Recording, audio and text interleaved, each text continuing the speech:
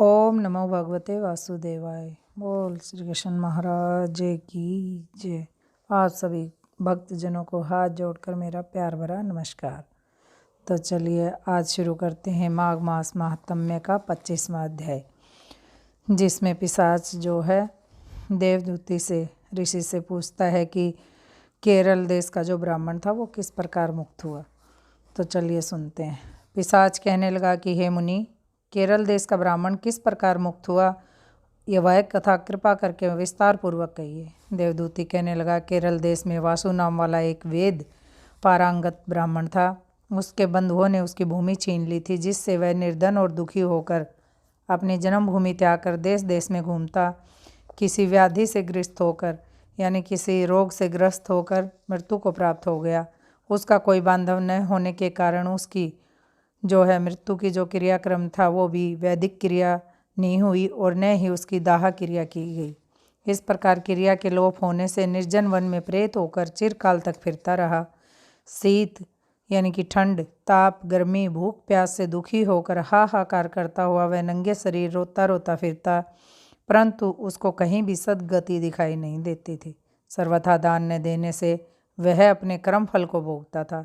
जो लोग अग्नि में आहुति नहीं देते, भगवान का पूजन नहीं करते, वे आत्म विद्या का अभ्यास नहीं करते, अच्छे तीर्थों से विमुख रहते हैं यानी कि कहीं भी किसी भी धार्मिक स्थान पे जाकर दान नहीं करते, किसी भी तीर्थ स्थान में स्नान नहीं करते, और जो दुखी लोगों को स्वर्ण यानी कि सोना, वस्त्र, कपड़े, तांबुल, फल, रत्न, जल आदि नहीं देते तथा छल कपट से जीविका प्राप्त करने वाले, दूसरों तथा स्त्रियों का धन हरने वाले, पाखंडी, कुटिल, चोर, बाल वृद्ध तथा आतुर और स्त्रियों पर निर्दयता करने वाले, आग लगाने वाले, विष देने वाले और झूठी गवाही देने वाले, कुमार्ग पर चलने वाले, माता पिता, भाई बहन, संतान तथा अपनी स्त्री का त्याग करने वाले, जो सब तीर्थों में दान लेते हैं, पालन करने वाले, स्वामी को त्यागने वाले, गौर तथा भूमि के चोर, वेदों की निंदा करने वाले, व्यर्थद्रोह करने वाले यानी कि व्यर्थ में किसी से भी द्वेष पालने वाले, प्राणियों की हिंसा करने वाले, देवता, कुल और गुरु की निंदा करने वाले, यह सब बारंबार प्रेत, पिशाच, राक्षस तथा बुरी योनियों में ही जन्म लेते हैं। अतः बुरे कर्मों से बचकर धर्म के कार्य करना तथा यज्ञ, दान और तप आदि करने चाहिए, क्योंकि कर्म फल का अवश्य में भी फल मिलता है। जैसे जिस प्रकार के हम कर्म करते हैं उसी के अनुसार फल मिलता है। इस प्रकार प्रेत की गति देखकर पाप कर्म कदापि नहीं करने चाहिए। ब्राह्मण कहने लगा, इस प्रकार उस केरल ब्राह्मण ने उस पर्वत पर अधिक समय व्यतीत करके एक मार्ग में एक पथिक को देखा, जो 2 गगरियों में त्रिवेणी का जल लिए हुए था। आनंद पूर्वक भगवान के चरित्र का गान करता जा रहा था। प्रेत ने उसका मार्ग रोककर कहा कि तुम डरो नहीं, इस गगरी का जल मुझको पिलाओ, नहीं तो मैं तुम्हारे प्राण ले लूँगा।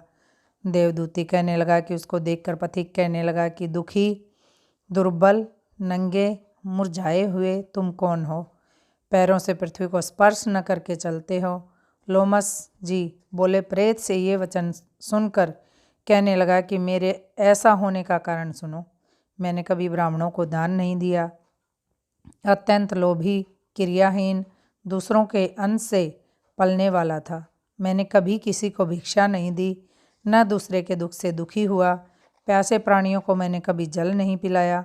मैंने कभी छाता, जूता दान नहीं किया और ना ही किसी को जल का पात्र, पान या औषधि किसी को दी। न मैंने अपने घर में कभी किसी अतिथि को ठहरा कर उसका सत्कार किया, ना ही कभी अंधे, वृद्ध, अनाथ और दीनों को मैंने कभी अन्न से संतुष्ट किया, और ना ही किसी रोगी को मुक्त किया, ना कभी ब्राह्मणों को दान दिया, ना कभी अग्नि में हवन किया। वैशाख आदि मास में किसी को ठंडा जल नहीं पिलाया, ना ही मैंने बड़ या पीपल का कोई वृक्ष लगाया, ना किसी प्राणी को बंधन से छुड़वाया। कभी कोई व्रत करके शरीर को शुद्ध नहीं किया। इस कारण मेरा पूरा जन्म सब बुरे कार्यों में ही व्यतीत हुआ, यानी कि मैंने कोई भी धर्म पुण्य का कार्य नहीं किया। मेरा जो पहले का जन्म था वो सारा जो है बुरे कार्यों में ही मैंने जन्म को गुजार दिया।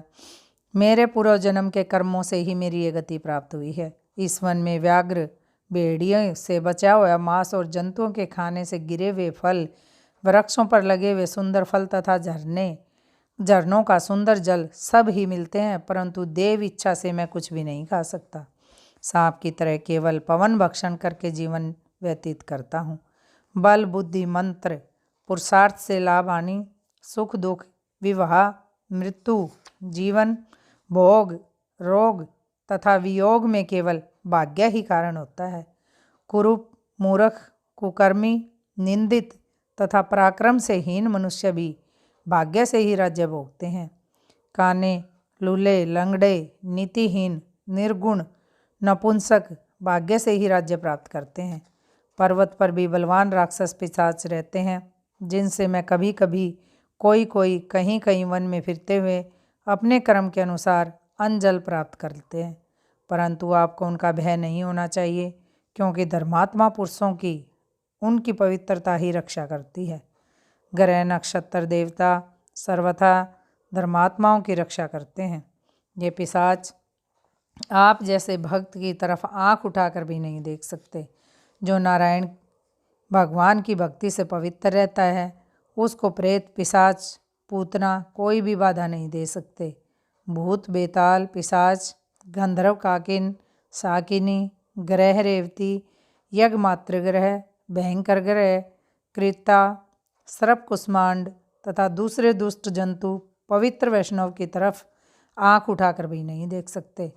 जिसकी जिह्वा पर गोविंद का नाम, हृदय में वेद तथा श्रुति विद्यमान है, जो पवित्र और दानी है, उनको कभी भय नहीं हो सकता।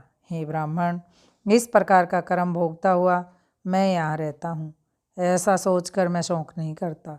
एक बार मैं ज्वालिनी नदी के किनारे पर गया था। वहाँ पर घूमते हुए मैंने सारस के वचनों को सुना था। तो सारस ने जो है इससे क्या कहा, तो वो हम श्रवण करेंगे आगे 26वें अध्याय में। 25वां अध्याय माघ मास महात्म्य में समाप्त। बोल श्री कृष्ण भगवान की जय।